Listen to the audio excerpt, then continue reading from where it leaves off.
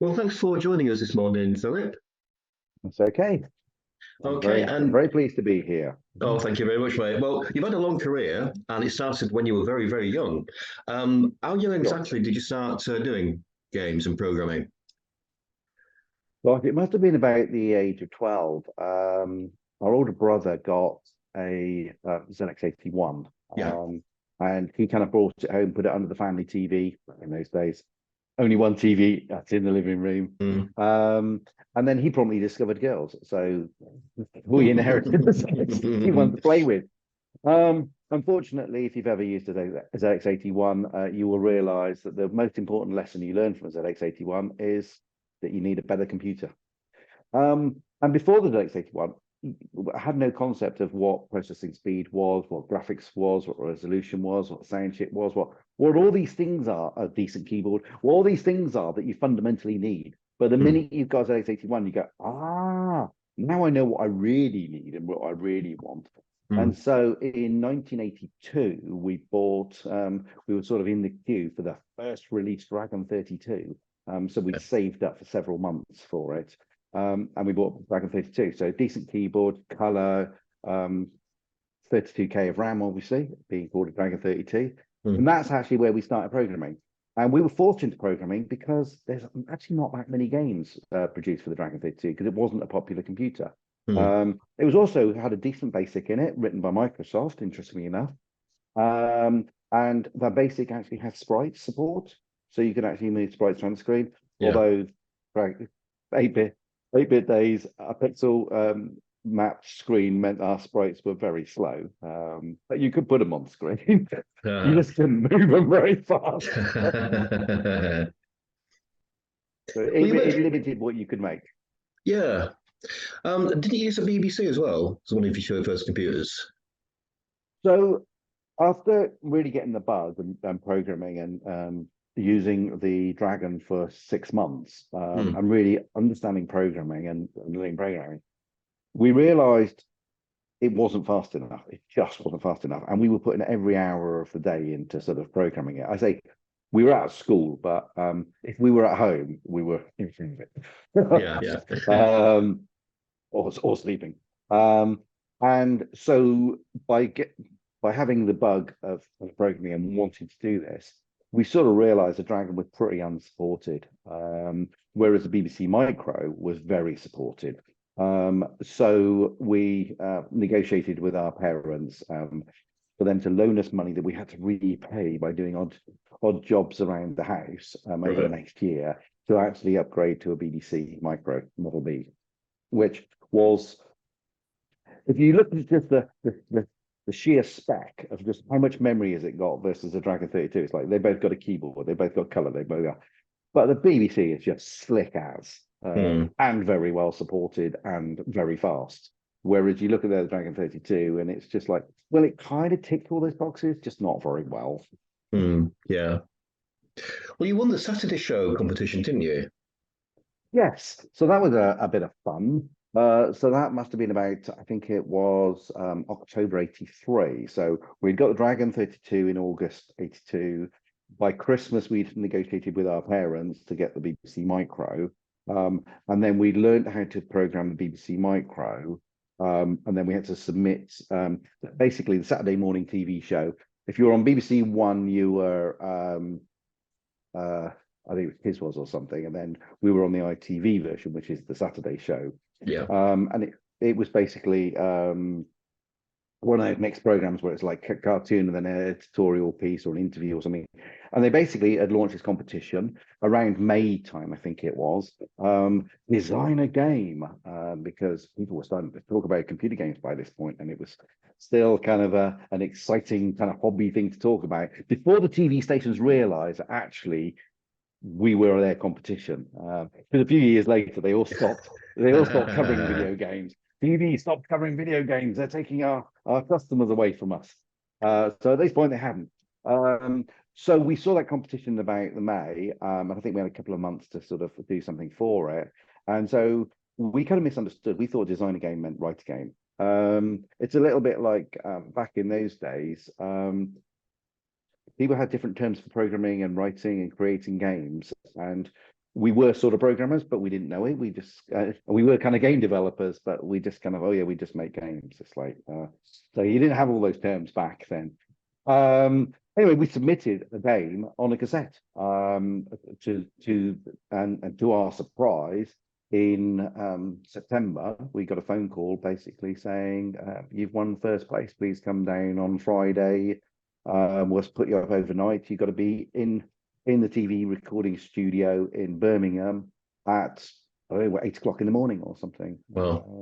And we will have you out on stage, and we will present you the prize and everything. So, which was really cool. Bizarrely, and it's a bit of fun. We made the game for the BBC Micro, but the competition was sponsored by Commodore. So the prize was supposed to be a Commodore 64.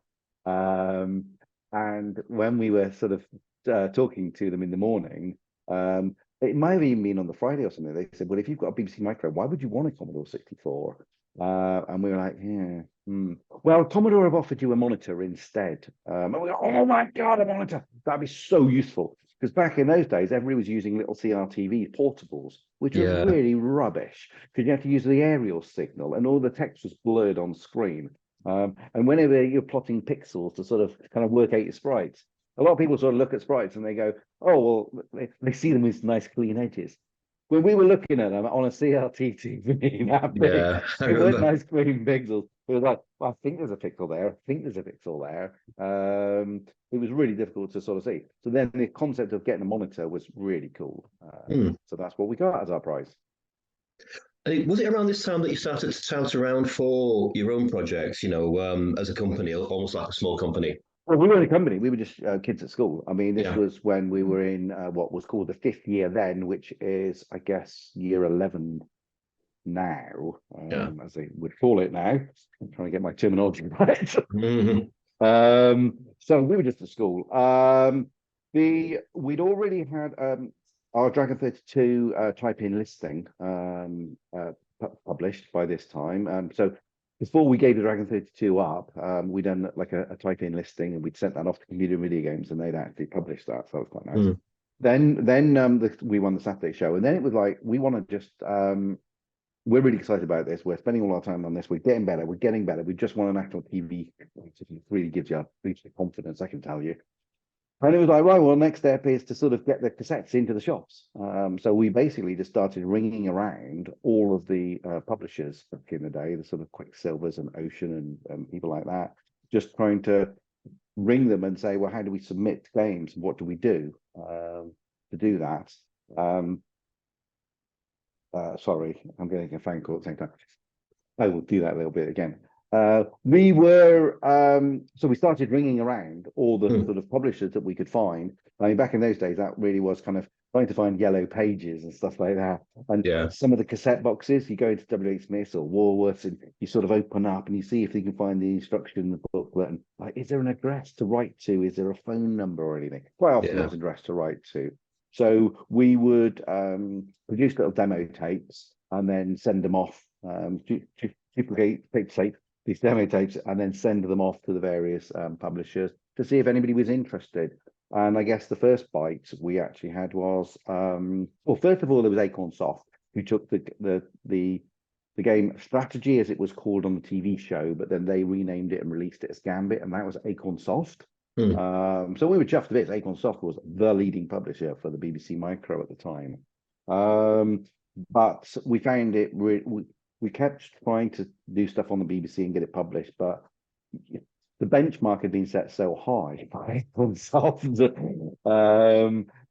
going into sort of 84, you had things like Sentinel and Elite and Revs, and I was like, oh my goodness, we couldn't compete with these. So we did some stuff for magazines. There was Model B Computing was cassettes on a magazine, like a free cassette on the front of a magazine for the BBC Micro. So we did a load of little bits and pieces for them. We did some reviewing of games for them, which was quite cool because they're school kids. They send you free games, and you get to review them, and then you get paid for the reviews. So it's really cool. But we just found it too tough to sort of make our games competitive enough on the BBC Micro. So we decided we'd sent our our demo tapes to various companies, Firebird, I remember, and a company called Interceptor, Richard Paul Jones, and he basically suddenly just turned up the front door. That was crazy. It was like, and he was an hour and a half away or something, but he just turned up at the front door in his gold Rolls Royce, gold Rolls Royce. And I mean, he was only like 19 or 20 or something, but we were only 16 or 17. So anyway, and he was just like, oh yeah, guys, I really love what you're doing. Yeah, come work for me and everything. But we were still at school, so we didn't want to go and work in his studio. But we just said, well, we'll make games and you publish them. So we did a whole raft of games for Interceptor, Yeah. with most of which are branded players, because they had their high price games. In fact, I've got a few of them here. I can probably, if I look around the walls, find some of these. My goodness. I'm just looking. Ugh. Well, there is. Ah, here they are. That's where they are. Yeah. So I mentioned Gambit. Oh, yeah. So on BBC, that was the one that won the TV show, but they Uh-huh. renamed it to Gambit, but it was strategy on the strategy show. And then working with Interceptor, we did these two. Ah, The first one was Easy Art. yeah. So we basically transitioned across. Well, we wrote Easy Art originally on the BBC, but nobody published it on the BBC. There's a funny story about Firebird actually paying us for it. They paid us £2,000 to make it and finish it off and get the publishing rights, but they actually never released it. But they never asked for the money back either, so that was a good thing. But anyway, we showed Easy Art on the BBC to Rich Paul Jones of Interceptor, and he said, put that on the Amstrad and I'll publish it. So we basically bought an Amstrad, converted it across, and then that was released. And one of the things about the computers is that whilst they had pixel map screens and they could actually do quite good color, and in fact, they had lots of different resolutions, actually showing off how good the artwork can be requires an artist. It's all very well kind of plotting lines and drawing bouncing balls and all this. So we decided to sort of show off how good the graphics can be to actually create like an art package, which Yeah. didn't exist at the time. Although by the time we'd actually finished writing it, somebody did produce what Melbourne House produced. They were Melbourne really good Draw. art. I think it's yeah, but for the Amstrad. About the same time we released this, it's like, oh, yours is Yeah. better than ours. Oh, never mind. Anyway, it still got published, which was a good thing. But one of the things we kind of realized by creating this was that we were game developers and we thought, well, it's all very well drawing one big static picture, but to what end? We really want to kind of make games, and we think other people want to make games.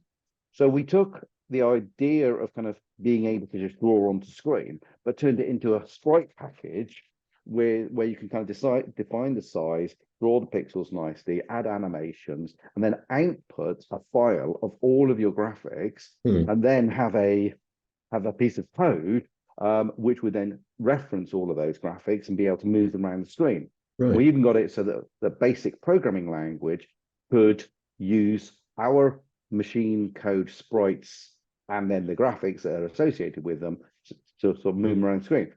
So this was early middleware, like very first middleware. And that was actually one of our breakthroughs and why we, I think, became so successful. Not because people actually used the Bloodbean thing. I mean, very few, this did not sell particularly well, but we used it. And we could crack out games so fast. So we draw all the screens in Panda sprites. We had all the machine code sprites, which moved around very fast. The first few games we did, we wrote in BASIC using the machine code sprite routines. But then after a while, because we knew machine code, we then started converting the BASIC into machine code. And then the first one we did with that was Killipede, which Interceptor released on Player's label. And it was a very nice version of a game that yes, might have been heavily inspired by, but it was a very nice version of it. But it was completely created with Panda sprites. But after we did that, we're thinking, well, that's pretty damn competitive, and we got very high review scores in places like Amsterdam Action and stuff. I think we got like a 20 out of 20 or something, and we're like, man, we can compete with the big boys now. So we really want to just kind of knuckle down and do this. So it's all kind of machine code games. We write assembler, it machine code.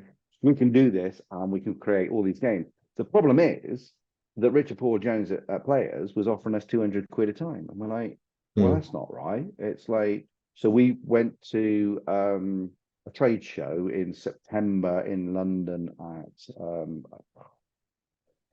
the Novotel, I think it was. Mm. Was it ECTS or something like that? And we basically, with the idea that we now know how to make decent games in machine code assembler, and we don't want to be paid only £200. So we walked around the stands and we went over and we spoke to all the usual sort of suspects that were around at the time. But there was a new stand there from two brothers and their dad called Codemasters, and we'd kind of not heard of this before. And it's like, so we just walked over. They had a trestle table and a couple of banners behind them, and we basically started talking to Richard and David, and they were kind of our age and kind of seemed like cool guys, and they'd written all these games, which we didn't actually know who they were at the time, but it was like very quickly, it's like, oh, you wrote that? Oh, right, you wrote that. And we said, yeah, we write games and we basically were able to sort of dive into a sort of a bag and say, well, yeah, we wrote this, and we wrote this, we wrote this, we got Killipede, and I've got all those games behind me somewhere as well. We started pulling out all these games and said, look, if we did a game for you, how much would you pay us? We've got this new game. And I had a piece of A4 paper labeled up Robin Hood, and it was just hand drawn the screen sketches and a little bit of a, you play Robin Hood, you use a bow, you have to defeat enemies and rescue Maid Marian. And David Darling said, oh, yeah, if you want to do that for us, yeah, on the Amstrad, yeah, we'll pay you £10,000. Like, whoa, whoa. And it's like, okay, got a deal. Put it there. And at this point in time, it was just that piece of A4 paper. It was nothing more than that. But we decided that was that was our big break. And we were like, oh my God. So we basically, I think we stopped seeing all the other people who were at the show. I think we just jumped straight back in the car. The car paid for from Firebird's £2,000 advance. quickly went back, went home, and that computer was on 23 and a half hours a day. That one Amstrad TPC 664, and we were basically time shifting who was on the keyboard and who was basically doing stuff, right, making notes, designing, writing code on paper. And it's like, right, okay, you've typed your code in, right, my turn to write my code and put my code in. And the reason we wanted to write it so fast is that we didn't want them to change their minds. I mean, we knew that if he said £10,000 today, we'd have given it to him there and then. He'd have written the check. Every day that went, it was less likely he was going to sort of do the deal and he was going to back out. So we turned Super Robin Hood around in a space of a month and basically just drove it up to their offices. They'd given us business cards and we basically called them up and said, okay, we've got it ready. We're just going to bring it up. And yeah, it was about a month start to finish. Drove it up there, showed it to them. They loaded it up. They had a bit of a play and go, yeah, really good, guys.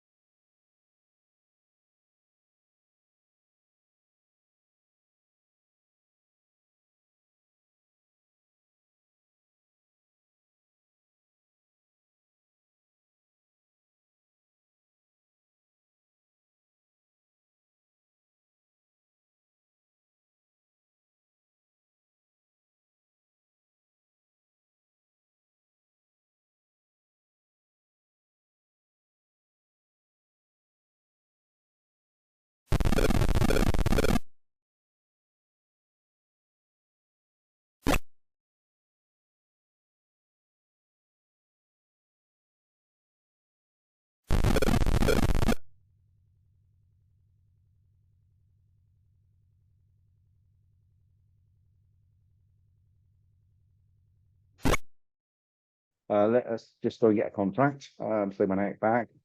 You hear a printer, dot matrix printer going in the background. They came out and they said, okay, here's the contract. Da, da, da, da, da. And we're looking at it and it says £2,000. And we're like, but you said 10,000. And he goes, no. So we'll give you a £2,000 check right now, today, when you sign there. But this is an advance on royalties. And we're expecting to sell enough copies that you'll get 10,000. And we're like, So me and Angie went outside and we had a little bit of a chat, and yeah, it's still 10 times what we got when it comes to intercept and players. Mm, So it's like, yeah, you know what? This is a pretty decent game. You know what? Maybe we will get more money. Maybe we will get more royalties from this.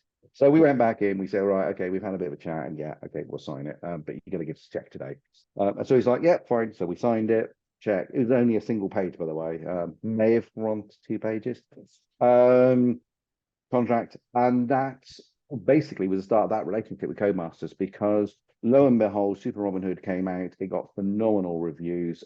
They got brilliant distribution. mm, It was straight to the top of the charts on the Amstrad, and they immediately contacted us, like within a couple of weeks, and said, "We need this on other platforms. We need to put it on Spectrum. We need to put it out on Commodore 64. We're going to give you half the royalties and give the developers that we give to do the conversions the other half.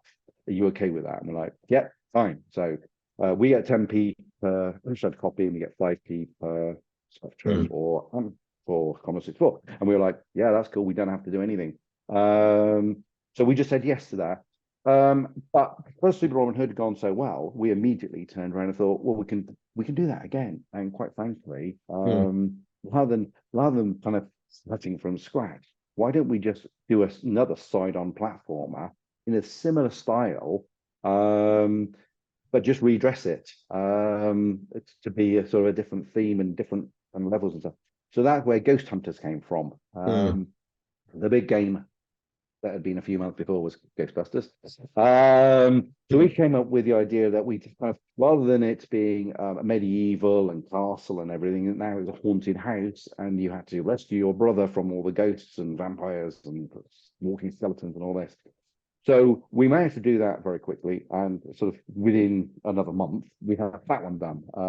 And this is kind of where we decided, okay, we're going to do a game a month. So we drove that back to them and said, got another game. We want the same deal again. And by this time, I think we were already starting to see that we were going to be into royalties if they hadn't already given us some extra money.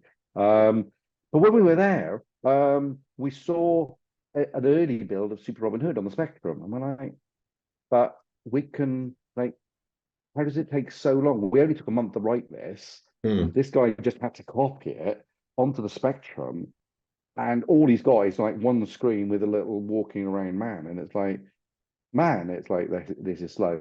And David just turned to us and said, "There's a Spectrum. Do the next one yourselves." And we're like, "Well, we got this Ghost Hunters," and he goes, "Yeah, so do that one. Do it yourself, and you get all the royalties. You get 10p per copy." It took us about a week to do. So they were actually released together, the Amstrad Spectrum version of Ghost Hunters released together.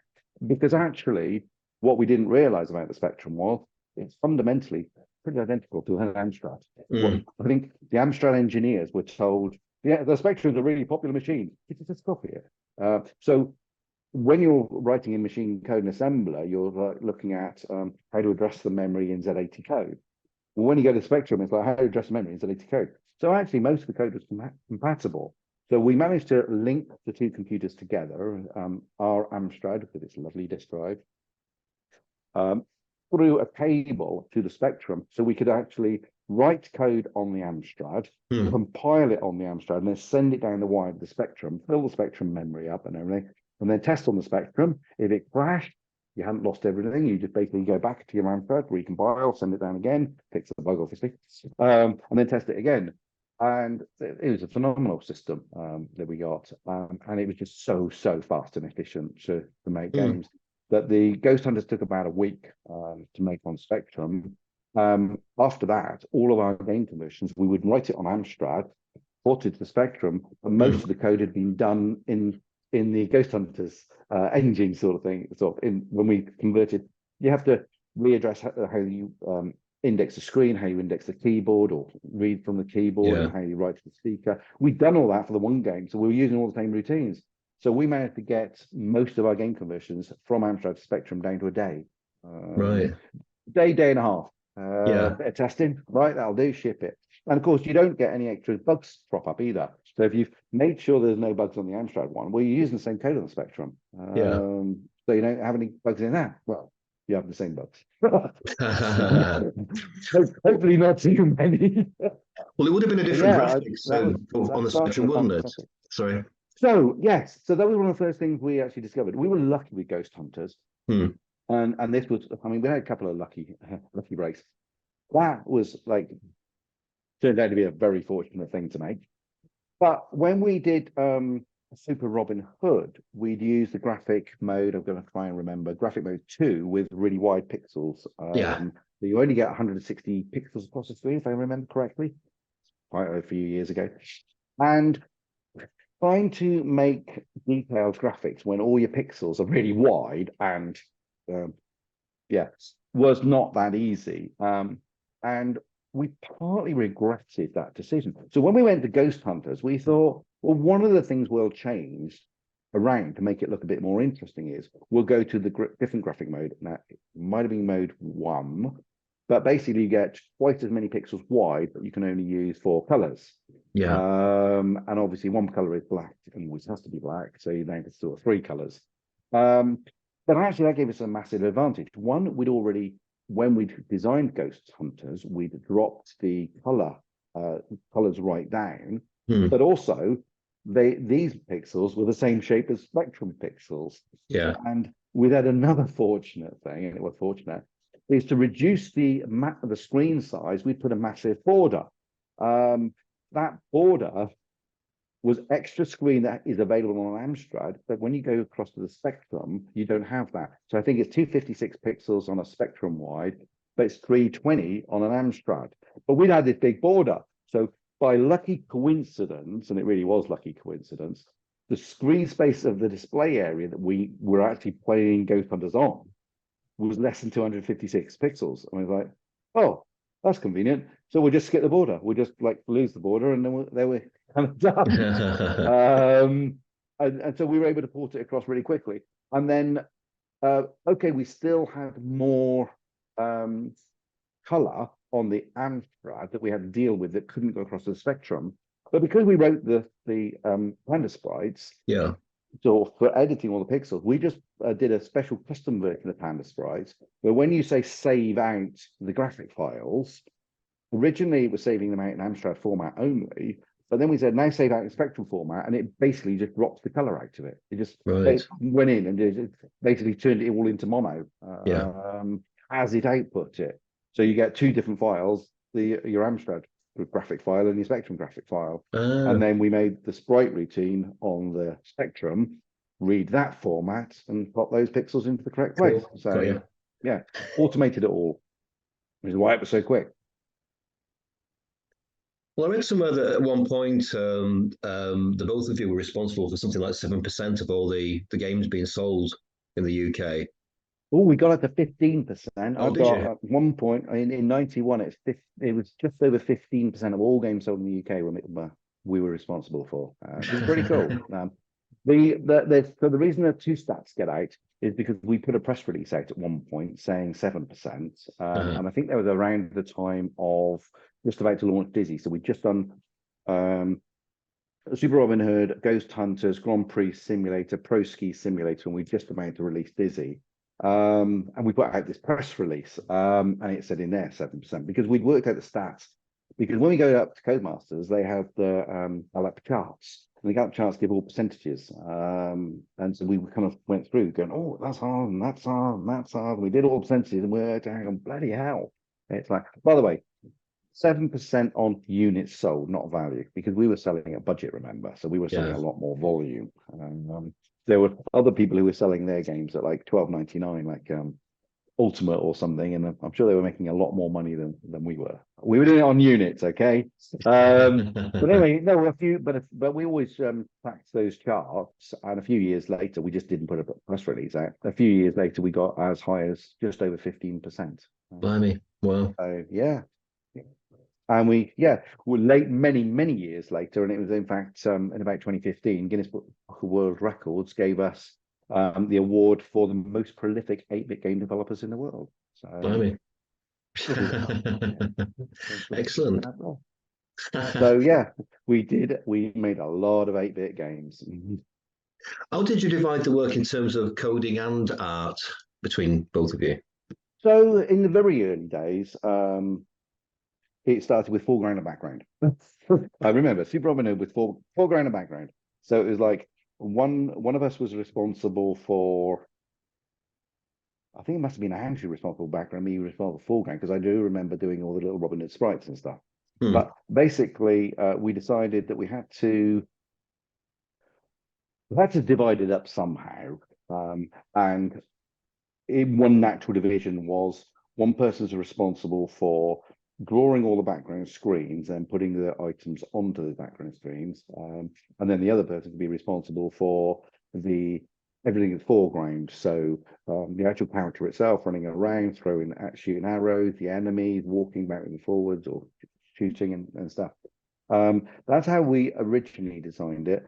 But then as we kind of moved through, I ended up doing a lot more of the business side of things, a lot more design kind of things, with Andrew doing a lot more of the code, and me Yeah. then doing a lot more of the graphics. So he tended to go more towards more code, more code, more code. I went to more writing the bloody accounts up, doing the press releases, going and having meetings with Codemasters, talking to journalists, and then also doing design. When your headspace is in code, you kind of got to stay in the space. So Yeah. to suddenly take a phone call or be talking to a journalist or doing it really distracts you. You just need a kind of they just stay in the zone. Whereas talking to a journalist, then going and off and doing a bit of an accounts or doing reading through a contract or doing a bit of design or doing some graphics, you don't need to get your head in the space so much. Yeah. So I tended to go that way, and Andrew stayed in the code. Right. Okay. Well, obviously, one of the big standout titles were the Dizzy titles. So, how did that come about? How did you get the ideas for that? So whilst making Ghost Hunters, I was drawing my little man, my little running animation, Hmm. which might have been inspired by the Impossible Mission running man. But that was on the Commodore 64. That was very good little animation, that one. So we were kind of looking at that and seeing could we copy it. And a lot of people, again, go back to CRT TVs. A lot of people will go, well, it's easy. You just kind of look at the pixels and you copy them. And you're like, yeah, we're using CRT TVs here, guys. It's not that simple. Yeah. It's also the sprite system on Commodore 64 was very fluid. Everything kind of just moved so beautifully and blended so beautifully. Whereas when you've got slower processing pixel map screens with software sprites as opposed to hardware sprites, doesn't work quite well. Nevertheless, drew the little man and he was okay. And the problem is when drawing the little man, you got three colors. Sprite is very small, and it has to be small because you need sort of enough Hmm. space over the screens to transition. Also, code can't move around that many pixels. But when it comes to drawing his head, I basically had the bulk of his head is 2 pixels wide, and it's like, well, do I put a nose on him or not a nose on him? If I stick a nose on him, he looks like Pinocchio because the pixel's kind of so big proportional to his head. Hmm. Or if I don't put a nose on him, he looks like a kind of he hasn't got a nose at all, and he's going to be smashed in the face. So nose, not nose, nose, not nose. I don't know. And I just went off on one, and I just started drawing. What if I just did one big face? Yeah. This is what I really want to do: just one big face in the sprite space that I've got, which was about 32 pixels by 32 pixels. And I ended up just drawing this big face. And it was only like 3 colors because that's all you had available in the resolution that I was targeting. Um, and it kind of, yes, it looked egg shaped, but it was really just face shaped, which is not dissimilar. And I sort of drew this, and I turned around to Andrew, and it was just a like, around, God, look, a funny little face. And Andrew's like, oh, that's quite nice. And I was like, you can see the expression on that. It's like you've got a little nose, you can sort of see, nice, you can see the Hmm. eyes. Maybe you make the eye length if you wanted. And then he was like, hey, yeah, that's quite good and everything. And then I thought, there's a little bit of space here. I can put some little boots. Hmm. Some little boots. There's a little bit of space on the sides. I can stick some little hands on the sides, like so. Like, doesn't look that interesting. And I thought, I know. What if I make him jig up and down and his hands kind of go up and down? Hmm. So anyway, Hmm. 10 minutes later or 15 minutes later or whatever, I turned around and go, hey, what do you think of that? And he's like, oh, it's really cool. It's really nice. I think we could do a game with that. Like let's finish Ghost Hunters and then we'll do a game with that. I reckon so. Hmm. So we kind of parked that to one side, and I basically just sort of saved that file off, and then went back to deciding whether my Ghost Hunters man had to have a nose or didn't have to have a nose, and I can't Hmm. remember. and we went off and we finished that. And Photon went out, and we were like, oh, we must go back to that game. However, at the same time as finishing that, we turned up at Codemasters to give them the master of Ghost Hunters and sign our contract and get our 2,000 deck.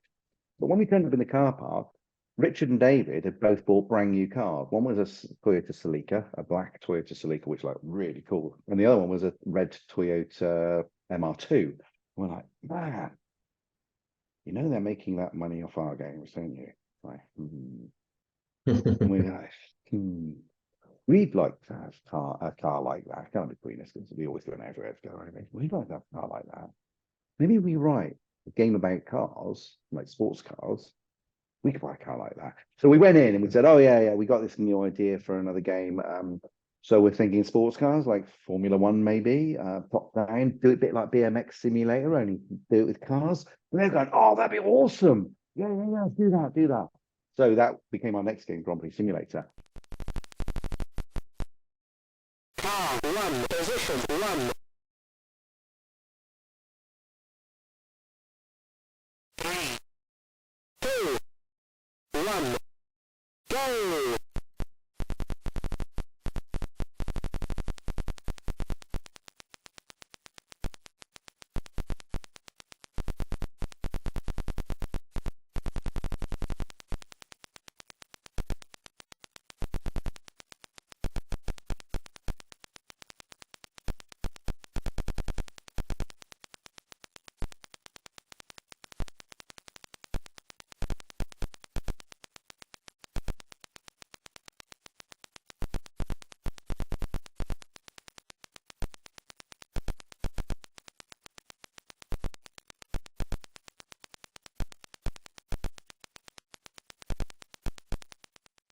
And it was only towards the end of Grand Prix Simulator we said, let's go back to that funny little egg character thing that we did. So then we went back to them afterwards and did that.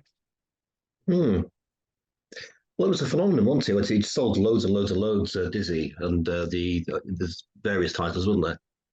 There's I've loads of got them. some. Oh, mate, I got loads. Right, here they are. That's fine. We've got the first one, just a classic Dizzy, the ultimate cartoon adventure.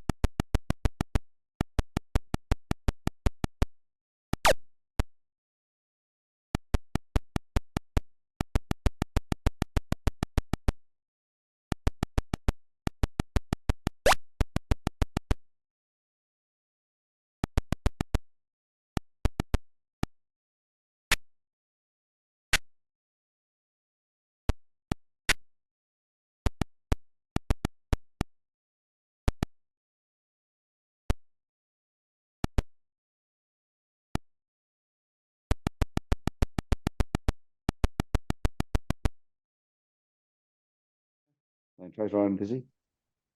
Our favourite one, Fantasy World Dizzy. I say favourite because this is where we think we absolutely got everything right. It's a really nice adventure, really well crafted, got loads of different zones, and all of this in 34K. You look at now how much is in there. Like it's got all the music, the sound, the graphics, the adventure, the text, and everything. Yeah. It's all fitting in 34K. I mean, how is that possible? I look at it. I know we made it. We look back and I go, not sure how that was possible. But then we got into all the other Dizzies, which is we had varying levels of input into. So Right. Magic Land Dizzy, I think I did quite a lot of the design for. This one, I didn't do so much design for. This was Big Red now, had taken over the Dizzy franchise because me and Andrew had moved to the NES, making games for the NES. Right. Spellbound Dizzy, that's almost exclusively Big Red wrote this. And then, we even got Wonderland, which was designed only a few years ago and written by some guys in Eastern Europe. So, yeah. Is that all of them? And then, of course, we went into the arcade games as well, the doing fast food and quick snacks and all those. But we had moved to the NES ourselves. Hmm. If I can find an NES box. Well, I can find some NES boxes here, but this wasn't the first one I was going to suggest. Oh, oh. But we did Fantastic Dizzy, but I can't see Fantastic. We only had enough shelf space for one of each format. So I have got a Fantastic Dizzy, but it's in a big box. I see. But I haven't got the NES box on my shelf anywhere. There was only so much shelf space. There's only one of each game. There's only one format, even though it came out on multiple formats. Yeah. But then we went into sort of creating lots of NES games, including things like Firehawk. It's obviously a dev version. It's not a proper cartridge. I expected that to be a real cartridge, but no, that's a dev cartridge, an EEPROM.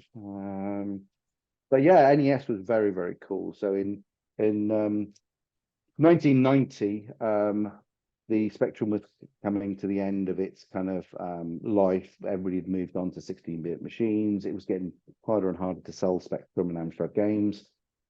No, we looked at the ST and Amiga, and we didn't know 68,000 for a start, but everything seemed so complicated. We'd been doing all our own AIM graphics at this point, and we just looked at some of the amazing graphics that were coming out of places like Psygnosis, going, "Oh my God, it's like we can't draw like that." Don't know how to tackle the audio and the sound. Don't know how to do that. Don't know how to write 68,000. It seemed like there's an enormous amount of piracy on these machines, and it just everything was kind of it's so hard. But we can't carry on the Spectrum. And then we went to CES in America with the Darlings, who were just launching their Game Genie over in America, or certainly promoting it to trade. And we went into these massive halls. Everything was Nintendo. And there's this game that we'd never seen before called Super Mario Brothers, and people were basically comes in a nice big box like this, and they were saying that it sold something like 21 million copies or something, for $40 a piece. And we're like, we looked at it, and we're like, quite a nice game. And don't get me wrong, it is a nice game, but it's like, what a Super Robin Hood. It's like there's no difference in the level of coding to what's in Super Robin Hood. So we could knock that out in a month. And it's written in 6502. It's an 8-bit machine, and we're like, wait a minute, that's the same as the BBC. It's like we can write that. It's like, so we basically set ourselves the goal of a game a month, but now on the NES instead. Now, unfortunately, this was the latter days of the NES, and Codemasters were very, very keen for us to do this. They'd come up with like this little dev system. They'd reverse engineered how the NES works. So they came up with a kind of breadboard, as they call it, with kind of lots of gadgets and wires that you can link to a PC to program an NES and create an EEPROM, and then you test your EEPROM. And so we basically said, right, we'll do that. So the first game to convert was, well, I think the first one we did was BMX Simulator, but then it just took ages to release it. And that was our little trial of kind of just using the machine. And then they said, well, next up, you've either got to do Dizzy or you've got to do Grand Prix Simulator. Your choice. We need both, because both are massive sellers in the UK. We believe both can go across. And we said, well, Grand Prix Simulator is pretty standard. We think somebody could look at that and convert that, no problem at all. Whereas Dizzy, we'd want to do something new with it. So we'll take the Dizzy one, and somebody else can do the Grand Prix Simulator one. So Andrew Graham, one of the in-house programmers, took the Grand Prix Simulator, started coding it to be a big scrolling screen moving around. And whilst being coded and whilst we were making Dizzy, the Darlings signed a big deal with Galoob, a toy manufacturer, for distributing in the US. And Galoob's biggest toy brand and product is Micro Machines. Yeah. So they basically, David came into us one day and sort of said, look, guys, we're going to rebrand Grand Prix Simulator to Micro Machines. We have to pay them a license. So we don't feel we owe you a license, because really Andrew Graham's done a good coding job. The game's quite a lot different now. We're going to now call it Micro Machines. So yeah, we're going to give, so So it's not Grand Prix Simulator anymore. It's now called Micro Machines. You're not getting a royalty. We always had this deal of like 50% royalties.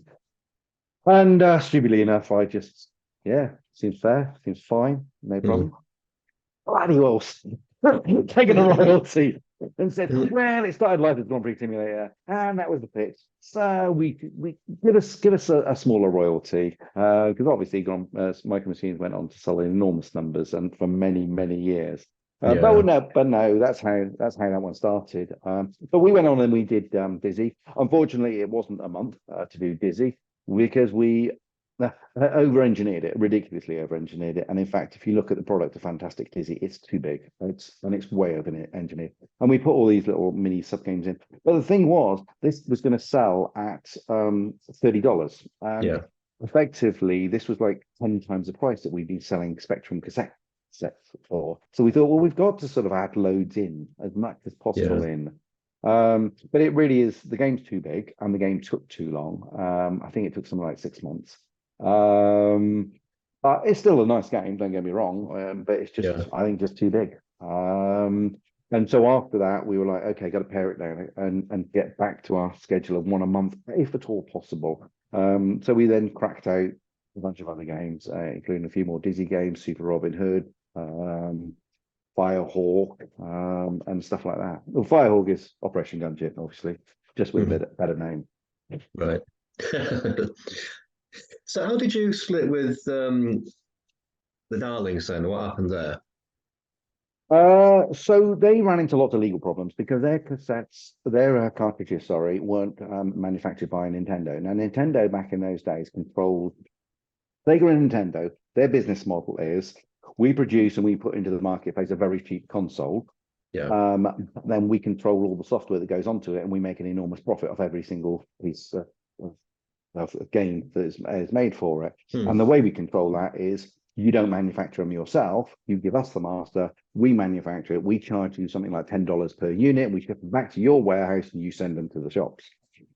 Well, this isn't how the selling computer games worked. You just went to Ablex and people like this to manufacture the cassettes. You go to them, they manufacture the cassettes. If they charge you too much, you go to somebody else who does cassettes. Interceptor actually did they had their own tape machines, which was like fun to watch and crazy to watch. So effectively, there was nobody controlling the market. And the Darlings looked at the Nintendo kind of business model, which was copied by Sega, and thought, we don't want to have our margins clamped as much as that. We don't want you having control. And also, Nintendo, you send them your master, so you make a game all the way through, you send it to them, they can actually say no. They can just go, yeah, don't like it. Or actually a bit too similar to one of ours. Or, oh, we know somebody else is making a game that's kind of in the same genre, and we don't want to upset them. So no. But it's by that time you've made the game. And so and that's really scary, sort of a scary business model to sort of finish making a game, send it to them, they just turn around and say, no, we don't want to make that one. And even if they do want to make it, it was very expensive to manufacture cartridges. And the Darlings were looking at it saying, well, let's see if we can manufacture our own cartridges. How much would it cost? And they gone down to something like $1. And it's like, well, you kind of do the same, well, maybe a couple of dollars. And we don't have them pinning around and saying no, and we can completely control the inventory.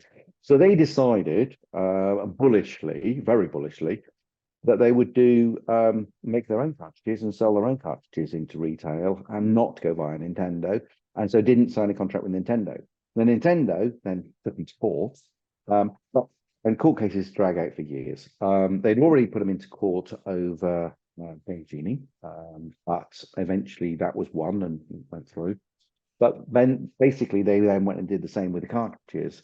But that meant that we were writing these games, we were on royalties. And Codemasters actually stopped giving us those £2,000 advances, and it turned completely into just royalties only. And they said, well, the games haven't released, so we can't pay you any royalties. And we're like, well, can you give us some advances? And they were like, no, because we're held up in a court case.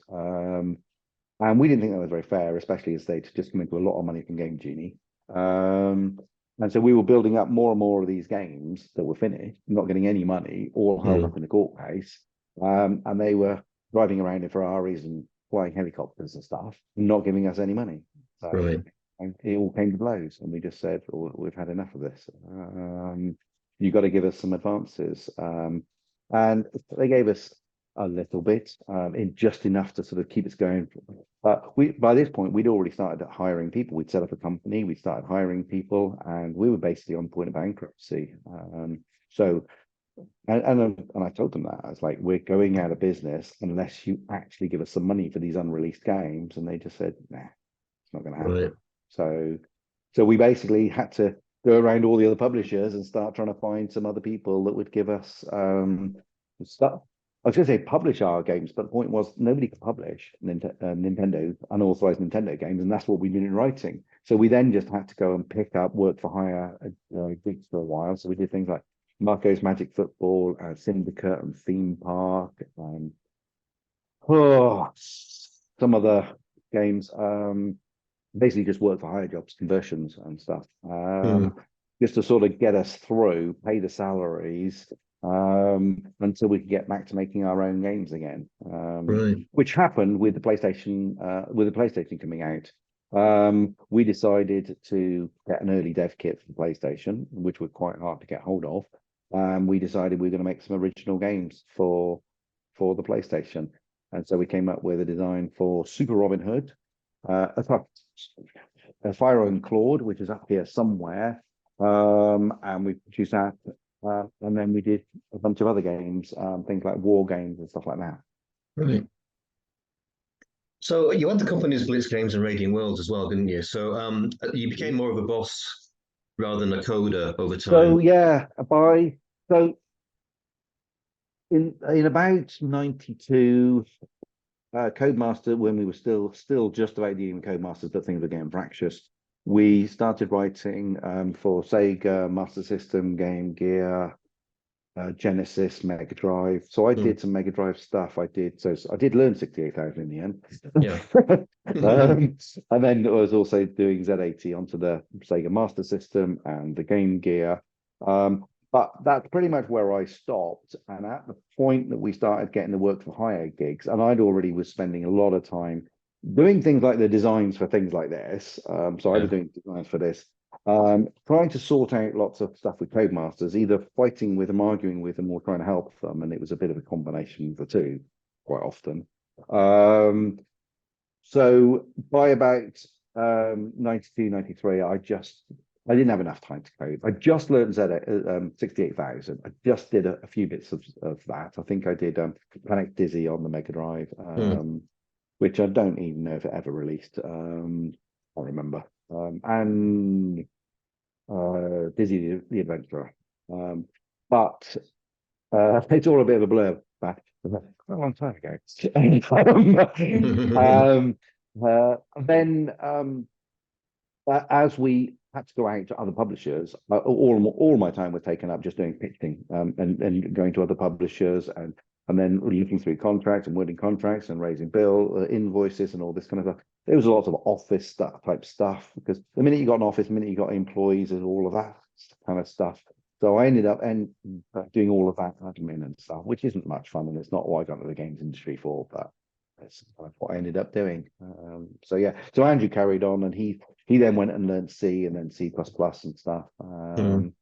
So yeah, so that's how the sort of split happened at that point. He carried on coding for many years, like another 5 years. He did the first sort of 3D engine that we did on the PlayStation. He kind of coded that, but he then realized we'd had some people that were better than him, so he then let them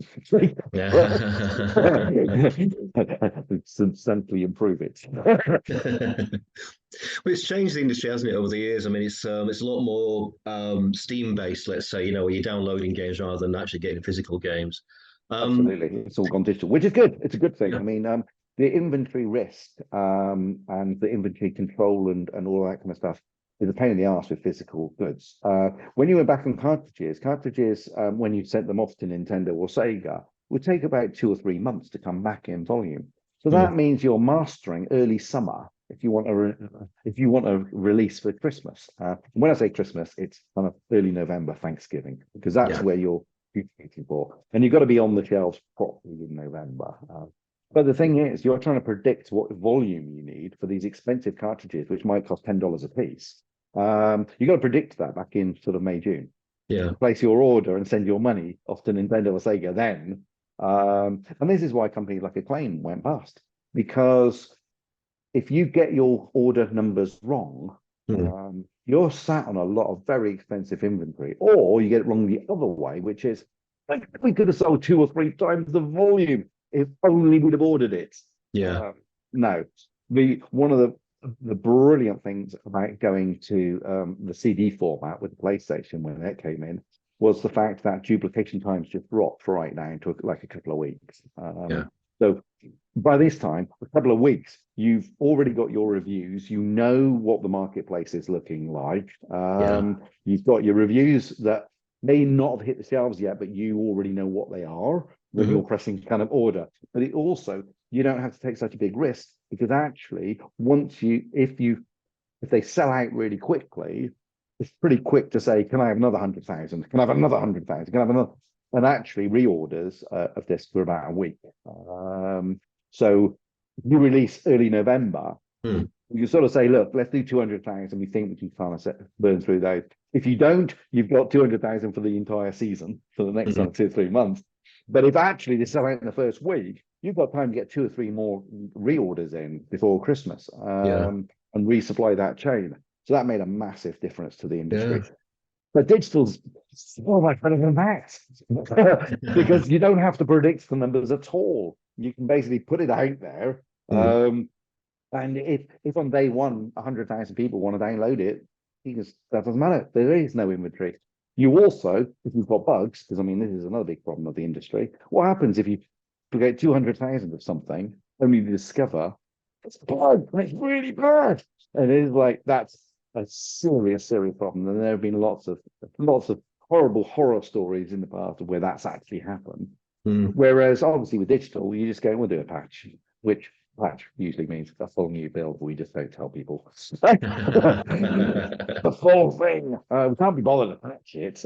In the early days, it was kind of worth patching, but these days it's just a lot easier to go. There's a full new dump of all the source code. Maybe we haven't updated the graphic files or the audio files because we didn't need to, or the video files because we didn't need to, but it's a full new code dump. It's just easier. Well, thanks for the chat, Phil. It's been really, really interesting. Thanks for taking part in this. That's all right. No, I mean, you have picked me on my favorite topic. I love the gaming industry. Obviously, since the age of 12, that's all I've done. I love it. I can't believe how big the industry has come. And it's kind of continued to be exciting and fun. Obviously, I'm not as close to it as I used to be. In the early days, it was a very small cottage industry, and it was really easy to sort of know all the games and know all the people involved. Whereas these days, it's like, boom, it's just gone incredibly large. So when people sort of say, well, what do you know about Grand Theft Auto 6 or something? And it's like, well, I know about as much as you do. I know as much as I think a couple of the guys that are actually working on it used to work for us. I know that for a fact. But that's all I know. Yeah. It's a big old industry now.